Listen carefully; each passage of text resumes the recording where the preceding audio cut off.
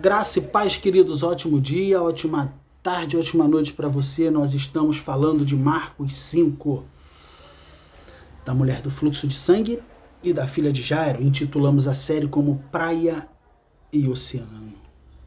Amém, queridos? Falamos no vídeo passado sobre a misericórdia, sobre a cura do interior de dentro para fora. E falamos que um samaritano foram curados 10 leprosos, mas apenas um voltou. Todo aquele que é curado, e explicamos, realmente sarado de dentro para fora, ainda que esteja distante, um dia ele vai voltar, não tem jeito, porque o Espírito habita nele. Ele foi sarado.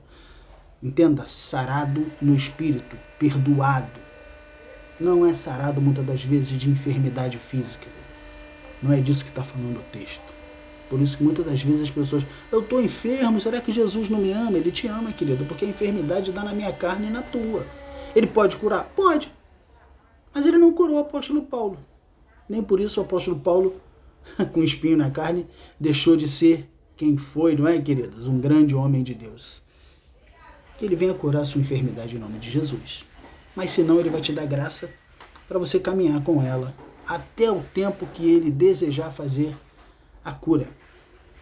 Ou senão ele vai usar você da mesma forma.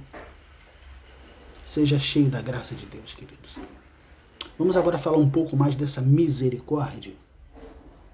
Nós falamos que ele foi misericordioso com um samaritano. O judeu ficava irritadíssimo. Então agora ele pega o judeu, firme e forte. Vamos ver? O judeu, ele também é judeu, mas estou falando religioso. Está no livro de Mateus 12, de 2 a 7. Olha só, preste atenção, queridos.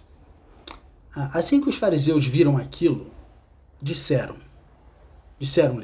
vê, teus discípulos estão fazendo o que não é lícito em dia de sábado, guardando a lei. Falamos lá no primeiro livro.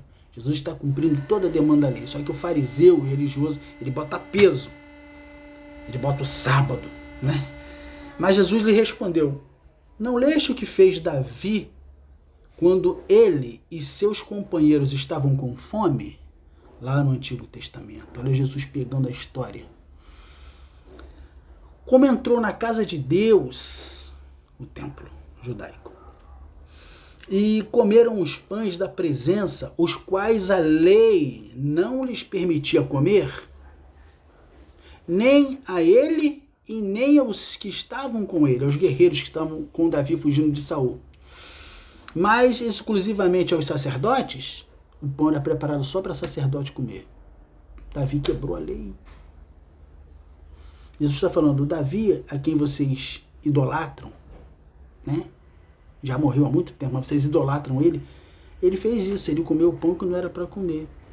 E você agora está querendo falar que os meus discípulos estão violando o sábado?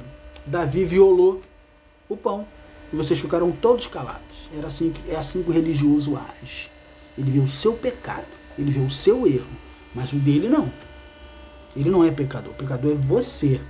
Então Jesus está beliscando eles. Mas Jesus 5. Ou não leste na lei que aos sábados os sacerdotes do templo violam o sábado e contudo são desculpados? Tem misericórdia só para eles, viu? Pois eu vos afirmo. Aí ele fala dele. Olha só que frase linda, queridos. Pois eu vos afirmo que aqui, Jesus falando, está quem é maior que o templo.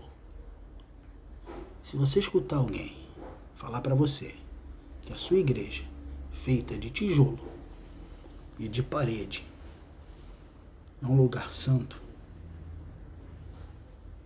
cuidado. Jesus disse, aqui está quem é maior que o templo. O templo deles lá é judaico, de religiosidade. O meu templo e o teu templo, a qual nós congregamos e nos reunimos como igreja, porque a igreja é eu e você, ele não sente fome, ele não sente sede, ele não tem depressão, ele não tem enfermidade, ele não tem dívidas, ele não precisa de ajuda, o templo de parede. Alessandro, por que você está falando isso? Porque Jesus está falando, aqui está quem é maior do que o templo? O apóstolo Paulo vai dizer que você que está me escutando aí é templo do Espírito Santo. É você que precisa ser ajudado. Amém, queridos? Aí ele vai dizer, pois o Filho do Homem, entretanto, se vós soubesses o que significa, no versículo 7, se vós soubesses o que significam estas palavras, misericórdia quero e não sacrifício, não terias condenado os que não têm culpa. Você está me entendendo, querido? Jesus está falando, todos são culpados. Sou eu que perdoo. Sou eu que purifico. Não é o templo. Não é a água. Não é a arca. Não é o candelabro. Sou eu que purifico a tua vida. Sou eu que perdoo o seu pecado. Independente qual seja o seu pecado.